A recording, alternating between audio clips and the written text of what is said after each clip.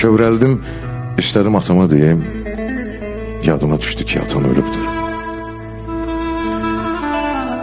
Nə boyda dərd olar adam başında, təkliyi biləndə alışdım, yandım. Oturub atamın məzar daşında, atamın yerinə daşla danışdım. Nə yaman dərdiymiş atasız olmaq, işıqlı dünyada elə yanıram, o qədər qəbirlə danışmışam ki, mən ata sözünü daşdı sanıram. Allah inciməsə belə deyərdim. Dünyada analar ölmüyor Allah. Ömrünün son günü gələndə əli Əzrail'a çatmıyor Allah.